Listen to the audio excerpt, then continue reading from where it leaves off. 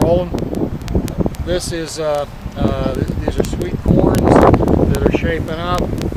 This has been a project that we're helping our young volunteer Eric Schimmel, who is studying agriculture and greenhouse management with TCC. These babies are doing beautifully. The largest ones are seeds that Eric sprouted and started at home and planted as individuals. Now you'll see this lovely brown mulch that we're using on top, and that is barley, and that is barley, and I think the proper term is barley mash from O'Connor Brewing Company, our friends Jim Walsh over on 25th Street, and they're graciously donating at this point now several thousand pounds of barley mash, which we're using as a top dressing. Keeps the soil moist, keeps our weeds down, and I think it gives a nice look. It does. Shifting around, you can see we've got zucchini and yellowneck here. We've been harvesting quite a bit of our beets, and we've got beets mixed with some cabbages and some purple cabbages down on that end. That's a lovely yellow marigold at the end of the row. We're attempting to incorporate more flowers into the garden for food for our bees and our butterflies. Over here you see a mix of Brussels sprouts, broccoli in this row, and then the next row is onions, and the onions are yellow onions, red onions, white onions, and some vidalias, and we've been using soaker hoses in there. And here we've got rutabaga, and I got to get the hose going on those guys for the soaker hose. And over here we've got from our good friend John Wilson something which is really, we think, is unique. This is a heirloom lettuce called flashy troutback, and you'll see the beautiful, the red, and sometimes a little freckling in the red in the leaf, and that's flashy troutback, and it's just lovely in a salad.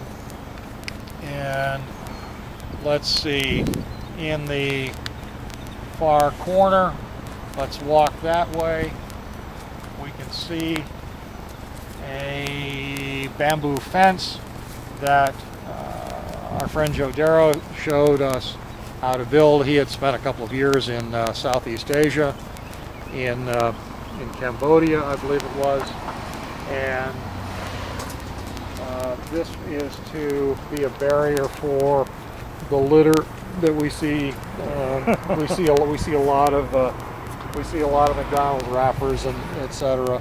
2 blocks from flying around the garden. So this is just a little barrier, and to take care of that, we've got a raspberry here.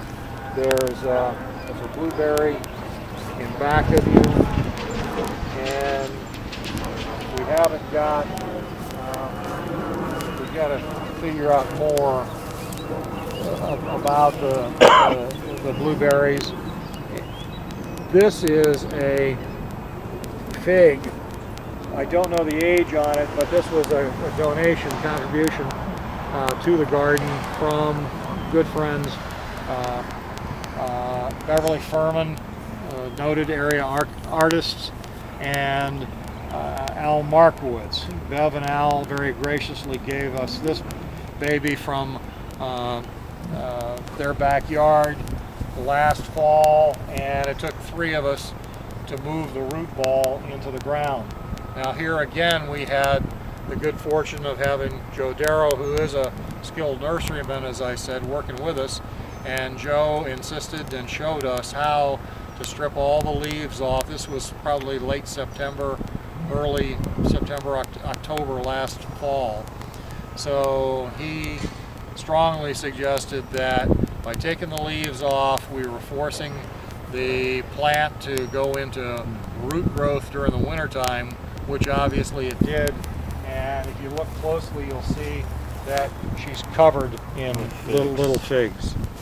So baby figs. So we're very, very thankful about that.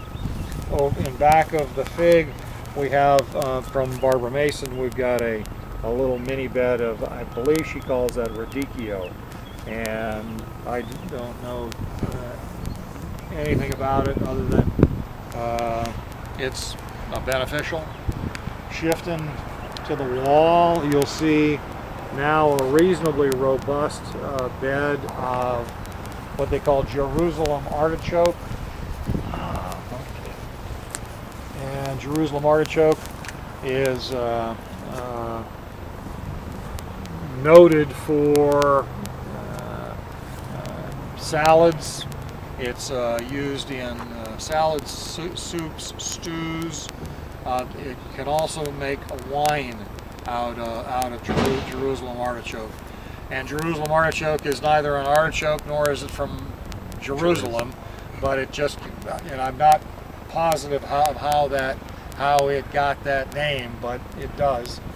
And we're looking forward to being able to work more with it. It looks like somebody donated a table to us. This is new. That's a metal base, so that's not too bad. We'll see. Shifting gears over here, you'll see leeks that Barbara Mason again planted, and the leeks are pretty happy. And these are our carrots, and again George, Avera, and I process all the soil through this bed. So these carrots are about that long. I don't want to pull one up right now without a right tool to go ahead and because otherwise, I don't want to break them off in the soil. In back of you, you'll see there's a couple of little red salad bowl lettuce that are leftovers, but this again is a bed that's been dressed with barley from O'Connor Brewing, and you'll see one little. This is a lovely little California poppy, and they're very delicate, as you can see, and quite lovely. Do we have the ability? I don't have any tool with me. How about pull it? Can we? I was just going to give her one. So. Okay. Well, yes. Please do. And if you can document that, please, Richard. I like the leaf in salad myself. Mm-hmm. My husband noticed that. Beautiful. Bravo. He's never pulled a carrot. My husband. Bravo. Let me help. This is. Gave one to the baby last week, and he said, "Oh, look, the leaves taste just as good as the carrot does." Yeah, they're good in salad. Mm-hmm. So this is why we respectfully insist on processing the soil and building as much tilth, which is health, into the soil as we possibly can, because that's a beautiful thing. It is a thing of beauty for a beauty. And I'm gonna go. Let me go. We'll wash this off for herself. There's a little treat for you, my dear. Yes. Lucky you. So you get the carrot. And let me digress.